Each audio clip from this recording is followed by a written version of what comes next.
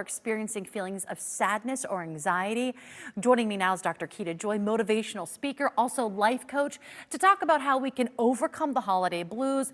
Dr. Joy, I feel like this is such a poignant conversation, and so many people now are already kind of entering this in, ushering in the new season here.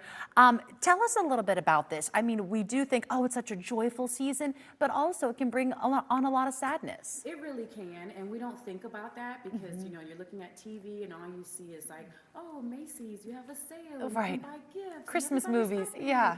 But when you think about it, this is a time where if you've lost a loved one, you think about that during the holiday season because that's normally when you would spend time with that person.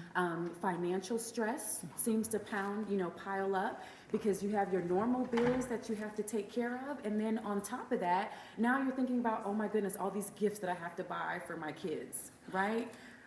So there's so much additional stress.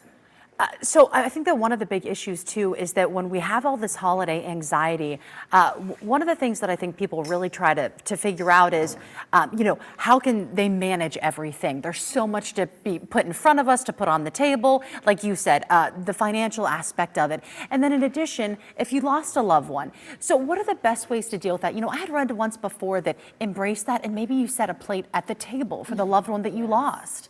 Yes, so great ideas, Meredith. I love it. Thank you, Dr. So, I always tell people it's the power of perspective. And we are so blessed to have. You could just hold it, Dr. Joy. We just had we had a little No microphone. There we go, problem. Dr. Joy. Okay, But guess what? It's all about power of perspective. We have a new mic, and I'm able to continue to speak and share with everyone, so everything works out. And so it's so important to activate gratitude in this season. So some of the ways that you can do that is play the gratitude game. Most of the time, you're sitting around watching TV with your friends and family. You can take that time and say, you know what? I'm grateful for a new day.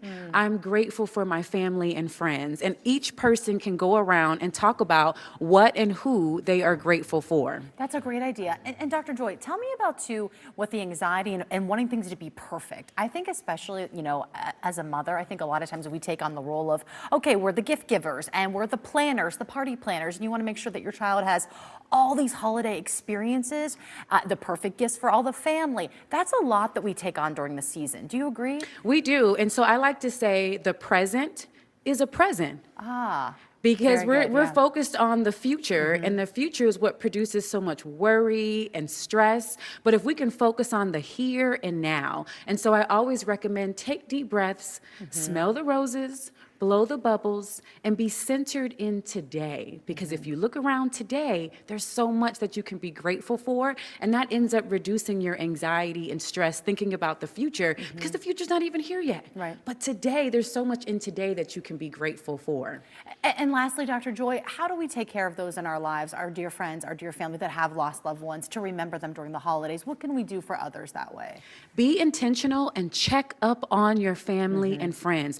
Don't just assume that everyone is okay. We're in a society where we all wear masks. We have our makeup on, we put our clothes on, we go to work, but that doesn't mean that we're feeling okay. Even a simple text message or a phone call just saying, you know what?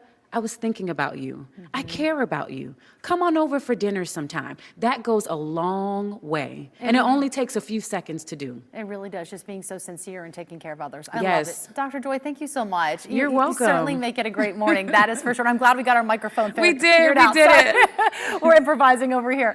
All right, let's check in now with meteorologist Kellyanne Class for a check of the weather. Yeah.